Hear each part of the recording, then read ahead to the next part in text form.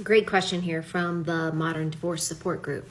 Curious how to handle this situation. We have a stipulation that allows the parent to call or FaceTime minimum 1 time per day. 3 of our 4 kids have their own cell phones. My ex calls their phones and apparently they don't always answer. 95% of the time they do answer, but on vacation they tend to avoid him, or they're having too much fun to want to chat because he won't accept a quick call. He wants a full conversation. He harasses me over it, claiming I tell them not to answer, but I've never done this. And I only know when they speak to him if we're home or I happen to be near them when he calls, because they're active teenagers. The kids are getting to the point where they dread answering because he pesters them and tells them it's so hard to reach you, or did mom tell you not to talk to me, if they miss a single call. A couple of times on vacation, my 12-year-old was crying because she didn't want to speak to him. What do I do? To me, they're old enough to work this out. When they're with him, I just text them and say, hey, call me when it's convenient. And I don't harass them. I don't put pressure on them. They can call me on their own. What would you do? I'm so sick of him sending crazy texts because a kid didn't pick up, especially when they're just in the shower or out with friends. That's the question. My name is Billy Tarasio. I'm an Arizona family law attorney, owner of Modern Law and Win Without Law School. And on my page, we talk about family law. That's interesting. So if it were me, you're asking, what would you do? What would I do? I would text dad and tell him he's stressing them out.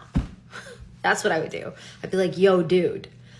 I mean, these kids are old enough to have cell phones. They have lives. They have stuff going on. Like, yo, dude, this isn't working. This is stressing the kids out. They want to talk to you when they're in a position to talk to you, and they're not always going to be in a position to talk to you at the same time every day. We're going to need to change this. We're going to need to change this court order. We're going to need to adjust to our children being older. Or, we tried this stipulation to say FaceTime minimum once a day because we wanted to allow contact, but it's not working for our kids. So let's work together to come up with something. Let's figure out what dad wants. He wants contact. He wants to know how the kids are doing, but, it's not working under the current model. So what are some ways that we could do it differently? Maybe you change the time. Maybe dad texts instead of calls. I mean, who wants to take calls anyway?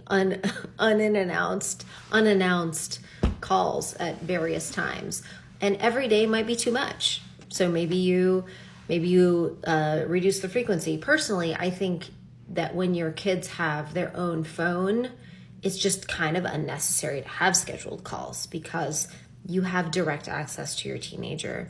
There is no reason at that point to have, I think, an order for calls under most circumstances. Now, it always depends on the exact circumstance. But every day is a lot, and I think you as mom can go in and start pointing out some things to him that maybe he doesn't see that are pretty obvious to you.